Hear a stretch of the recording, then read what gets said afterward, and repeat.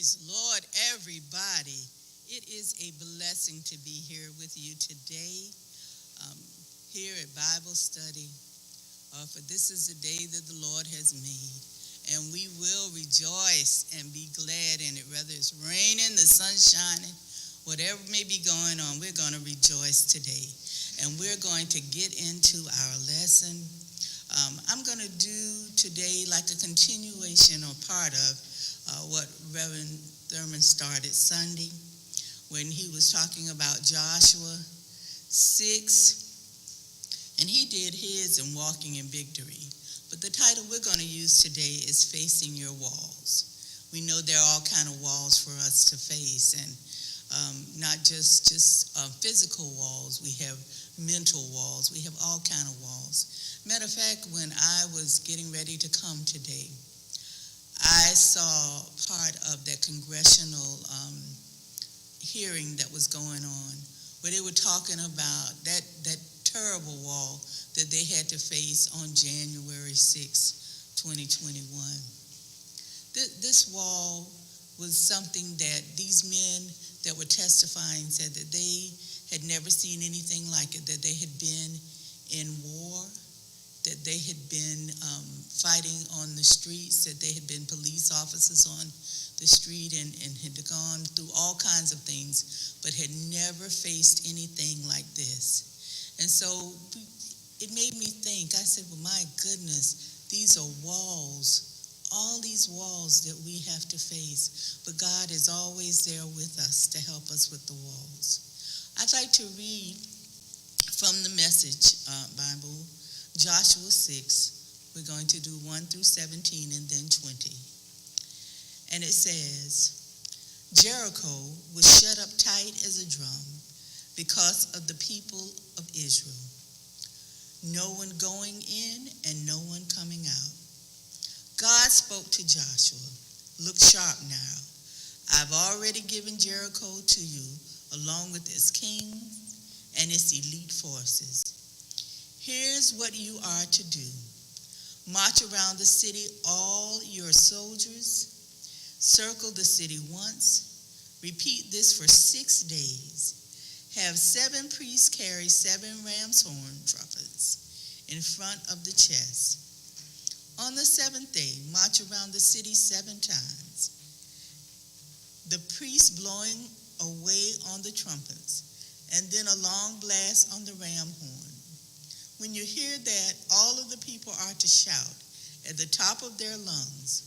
The city wall will collapse at once, and all the people are to enter, every man straight on in.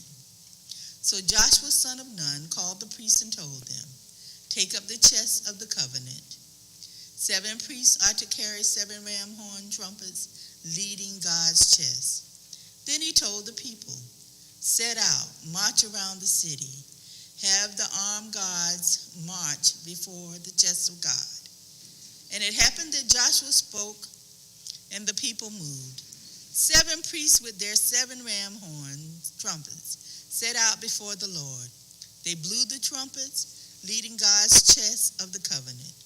The armed guards marched ahead of the trumpet-blowing priests. The rear guards were marching after the chest, marching and blowing their trumpets. Joshua had given orders to the people. Don't shout. In fact, don't even speak. Not so much as a whisper until you hear me say shout. Then shout away. He sent the chest of God on its way around the city. It circled once, came back to camp, and stayed for the night. Joshua was up early the next morning, and the priests took up the chest of God. The 7 priests carrying the 7 ram's horn trumpets marched before the chest of God, marching and blowing the trumpets, with the armed guards marching before and the rear guards marching after, marching and blowing of trumpets. On the second day, they again circled the city once and returned to camp. They did this 6 days. When the seventh day came, they got up early and marched around the city. This same way but 7 times. Yes, this day they circled the city 7 times. On the 7th time around, the priest blew the trumpet, and Joshua signaled the people, "Shout, God has given you the city and everything in it under a holy curse, and offered up to God. Except for Rahab the harlot, she is to live, she and everyone in her house with her, because she hid the agents we sent." The priest blew the trumpets. When the people heard the blast of the trumpet, they gave a thunderclap shout. The walls fell at once, and the people rushed straight into the city and took it. This story usually is well known, and people talk about how they marched around the city and the walls fell. And a lot of times, the way this story is told, you would think that it would just be that because of their marching that it was done. But it appears from this story that it was their obedience to what God had told them to do and how God had told them to do it that the walls fell. On Sunday, Reverend Thurman preached, and his topic was, "I'm walking in victory." And he talked about how there are certain things that you have to do in the walking and all. And strangely enough, the Sunday school lessons for this month have been about almost walking in victory and people facing their fears and facing their walls that they had to defeat. And on the ones that Reverend Thurman was talking about, he said on this lesson, he pointed out, number one, that the first thing you've got to do if you want to walk in victory and defeat your wall is that you got to show up. Now that's an interesting something. You would automatically think that it would be something that people would know that you know, in order to defeat something, you have to show up. But a lot of times out of fear, people hide out. They're afraid to go. They won't go into it. They won't decide to face it at all.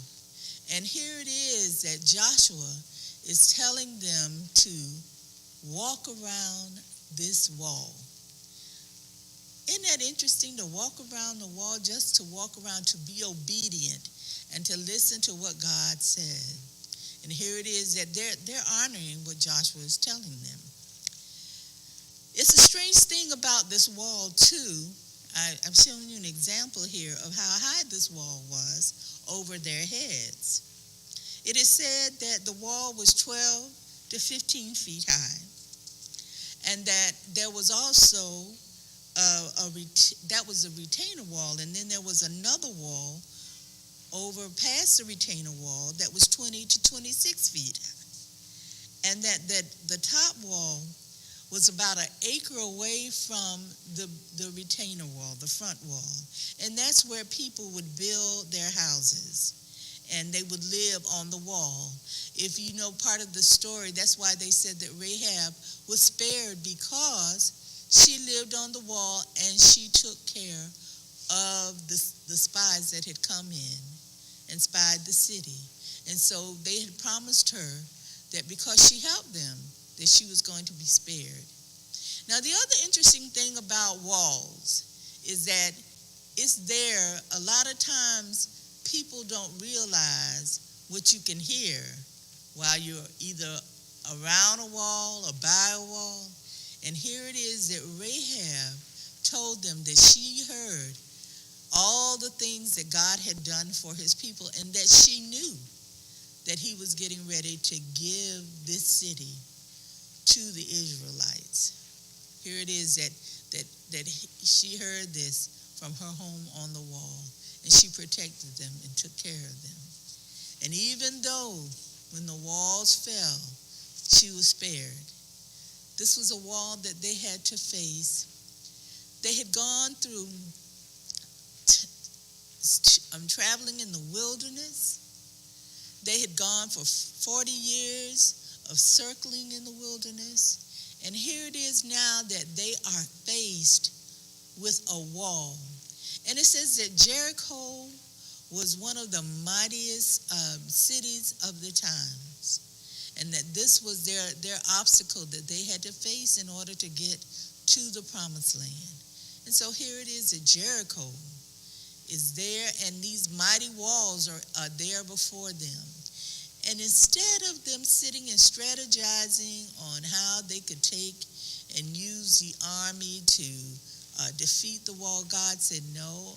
God sent a mighty, mighty warrior to tell them that I'm not for you, I'm not against you. I'm just here to tell you how to defeat this and how to knock this wall down, and gave orders as to what they were to do. Now, can you imagine as Joshua went and told his army and told his people, okay, this is what we're going to do to get rid of this wall.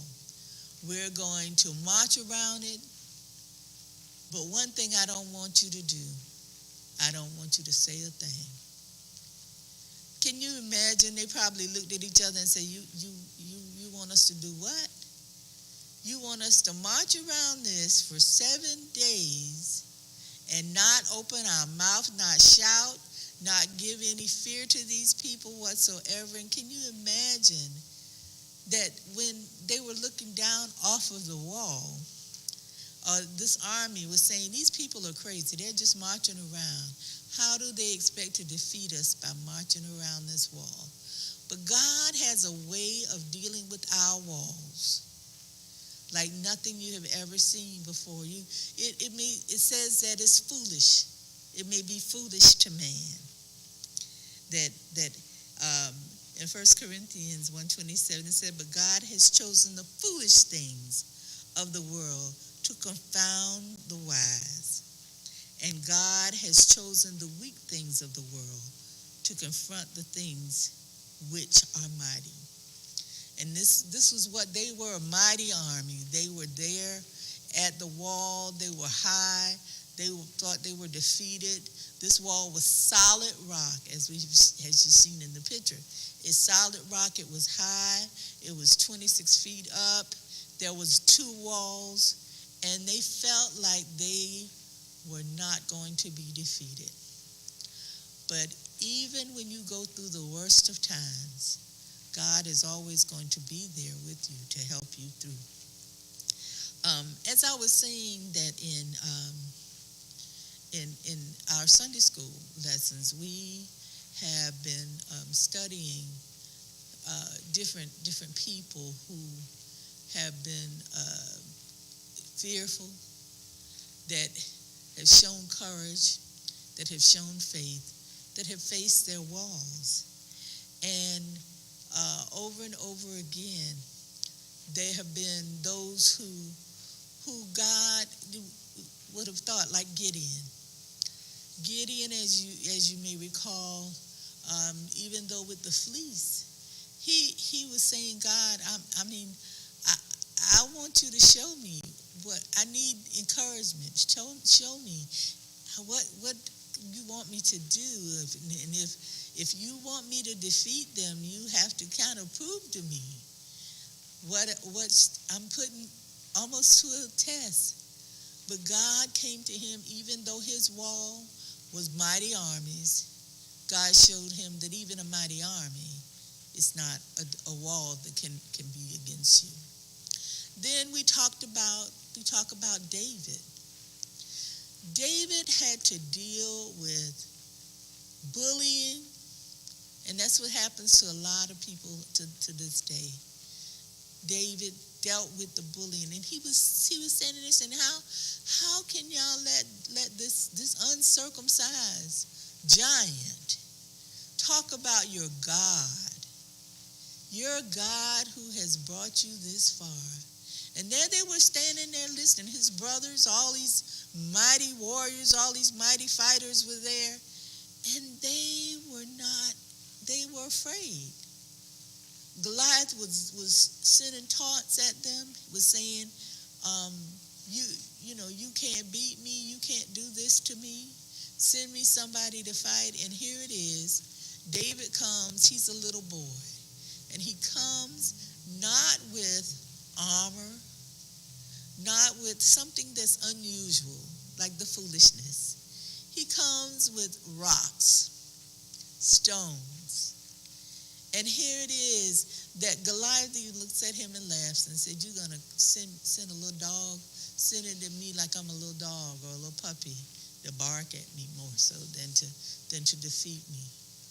But when God is in the plan, these stories show us over and over again that when we face our wall with God, we can come through anything. We can defeat giants. We can knock down walls.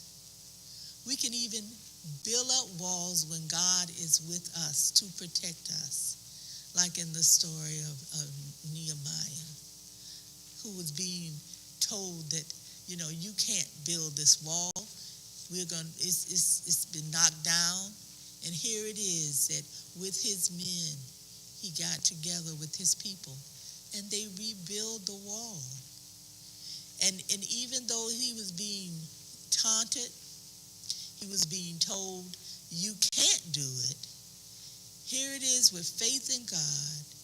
Even though he faced that wall, he knew that with God he could build a wall. When God gives you a mission, it says when God gives you a mission, that he gives you the provision for it, he gives you the insight for it, and he gives you the ability to do what you have to do. You just have to thank him because he can see what we can't. Sometimes we don't trust in ourselves. For we get afraid, just like how Gideon was afraid. He said, I can't do it. I'm not a mighty warrior. I can't do this. But yet God saw in him more than he saw in himself. And God gives us courage. He gives us strength to do what we need to do. Even though people around us may think we're crazy, look at it. Look at Noah. Noah had to build an ark. He built an ark in a time when they didn't even have rain. They didn't have water. And here it is. These people thought he had lost his mind. But God told him, gave him a task to do, and Noah did the task. You have to think about it when those walls are up. Think about Hezekiah too. Hezekiah was sick, and Hezekiah had built the temple, rebuilt the temple. He had done some good things for God, but he fell sick, and he was listening to others. He got scared, but God still brought him through. And then he got sick, and it was a deathly sick where he thought he was about to die. Here it is that Hezekiah turned to a wall. They said he turned to the wall and cried where tears were not just a cute cry, that he cried soberly to God and asked God for mercy to help him, to bring him through. And sometimes you got to turn to your wall, to block everything else out and face that wall and say, God, I know you're going to help me through this. Whether it's sickness, whether it's finances, whether it's marital problems, whether it's any kind of thing that you are going through, even when we're facing COVID-19, that is a wall that have been with us for 18 months, and yet so many of our people have not been able to come through it, and God has spared us to face that wall. and to get vaccines to fight that fight. We've got to realize over and over again that our walls are not just there sometimes to hinder, but sometimes they're there to help us to realize the greatness of God.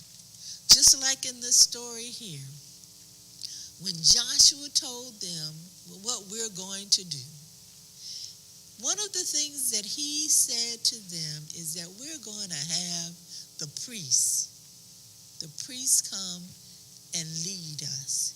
And then the armies are going to be behind them. And they're going to be the ones that are going to blow the trumpet. And when they blow, we're going to all shout, we're going to praise, we're going to thank God for the deliverance because it's already done. God, when he first told him what to do and how to do it, he said, I've already given it to you, but this is how I want it to be manifested for you. And that's what happens to us a lot of times. God has already done what he said he would do. There's a song that says that he's already done what he said he would do. And he has. In his word, over and over again, he tells us how he will deliver us, how he will bring us forth, and what he will do for us. Another one of our brave people, and it was just this week that we studied on her, was Esther, Queen Esther. And I'm going to read for you Esther 4:13 through 16. And the story of Esther is well known. We mostly talk about her beauty and what all she did. But this is a phrase that most people remember. And it says, then Mordecai, who was Esther's cousin, commanded to answer Esther, think not with thyself that thou shalt escape the king's house more than all the Jews. For if thou altogether holdest thy peace at this time, then shall their enlargement and deliverance arise to the Jews from another place. But thou and thy father's house shall be destroyed. And who knoweth whether thou art come to the kingdom for such a time as this? Then Esther bade them return Mordecai this answer. Go gather together all the Jews that are present in Shechem, and fast ye for me, and neither eat nor drink 3 days, nights or day. I also and my maidens will fast likewise, and so will I go unto the king, which is not according to the law. And if I perish, I perish. Here it is. Esther was a young Jewish girl who had been elevated by her beauty to become the queen of Persia. And there was a commander who hated Jewish people because one of the things was that it was a long history, but another thing was that he felt that her cousin Mordecai would not bow down to him.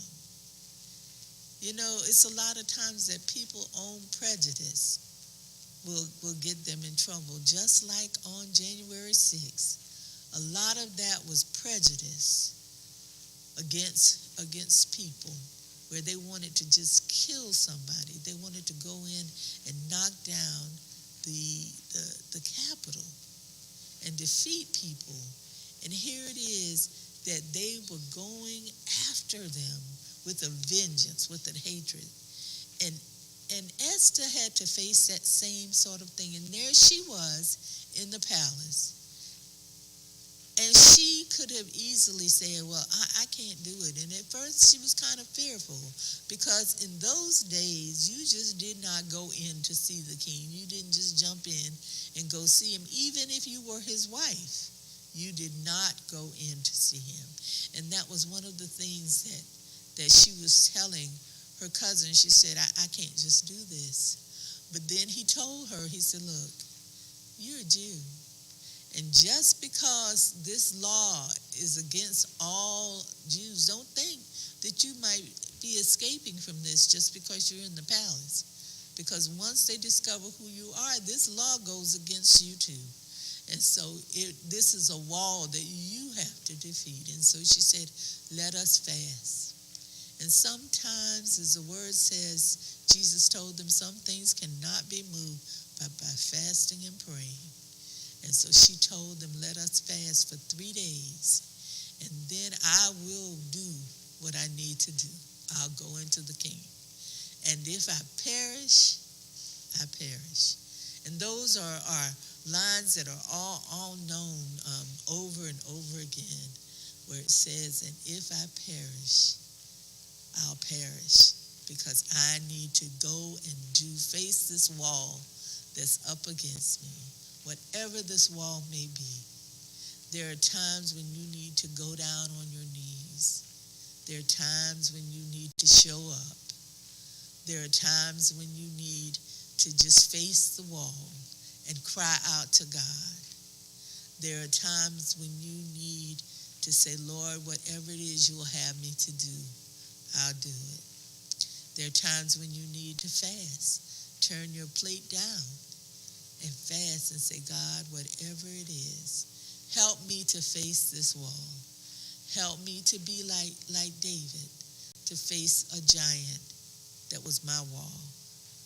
Help me to be like Esther, to face a wall that was prejudice.